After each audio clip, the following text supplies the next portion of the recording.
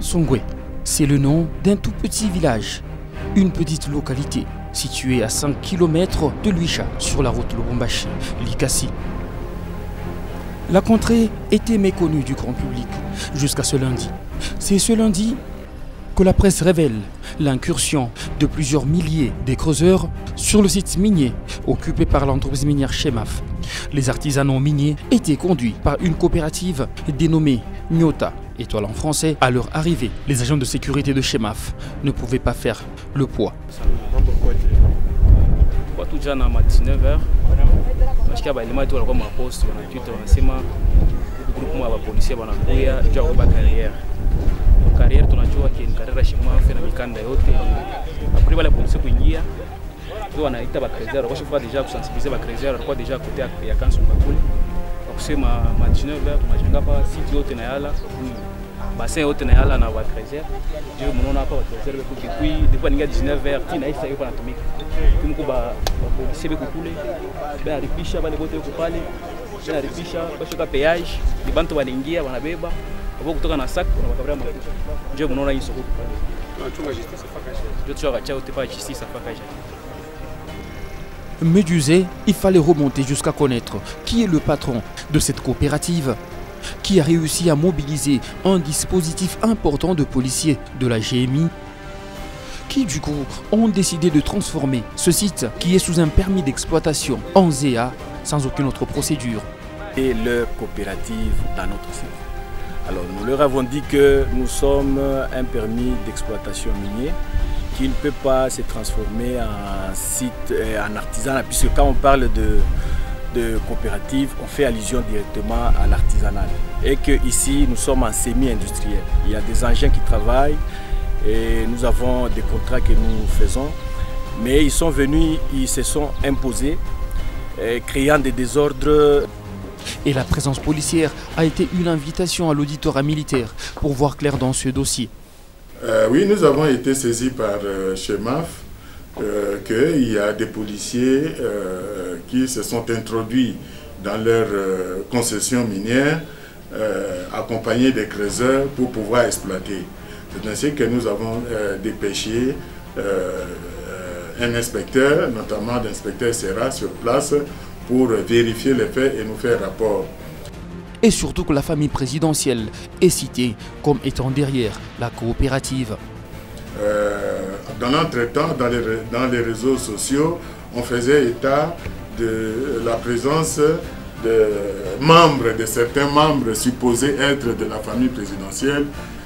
Derrière ces gens-là, ces anarchistes-là, c'est pourquoi on a organisé une descente pour pouvoir vérifier les faits. Après enquête, l'auditorat militaire a mis la main sur le patron de la coopérative. Voilà l'homme Ramazani Chabani de la famille présidentielle.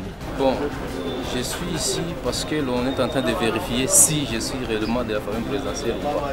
Et je ne suis pas de la famille présidentielle, ni de près ni de loin. J'ai décliné mes identités, ils ont tout vérifié. Je ne suis pas de la famille présidentielle, malheureusement. Mais comment la coopérative s'est-elle retrouvée sur cette concession? Moi, je n'ai pas un dossier avec Chemaf. Nous, quand on était parti peut-être pour chercher à travailler là-bas, on n'est pas parti de manière frauduleuse. Nous avons demandé l'autorisation d'encadrer les creuseurs au ministère des Mines provincial et qui a répondu favorablement à cette demande-là.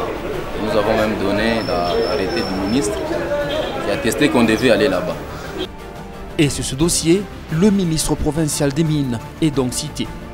Et quand on fouine, on tombe sur cette signée par Georges Mawine, ministre provincial des Mines.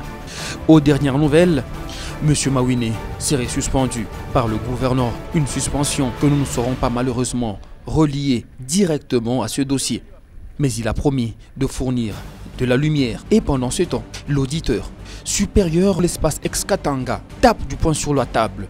Il se veut intransigeant contre l'utilisation du nom de la famille présidentielle. Oui, c'était une très belle intervention parce que ça nous a permis de constater que ce n'était pas des membres de la famille présidentielle qui étaient derrière ces choses-là, comme affirmé dans les réseaux sociaux. Le chef de l'État lui-même ne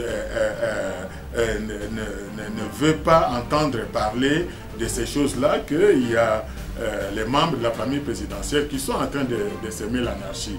Il nous a instruit pour dire que si nous remarquons qu'il y a des gens qui se présentent comme tels et qui ne sont pas dans l'illégalité, il faudrait que nous puissions agir. C'est pourquoi nous avons agi et force est de constater qu'effectivement ce ne sont pas les membres de la famille présidentielle, mais c'était des personnes mal intentionnées qui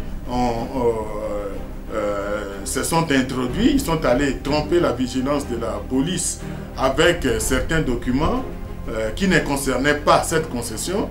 Ils sont allés et ils ont occupé, ils ont voulu semer l'anarchie et bien sûr, ils ont répandu des bruits qu'ils étaient de la famille présidentielle pour faire peur aux gens.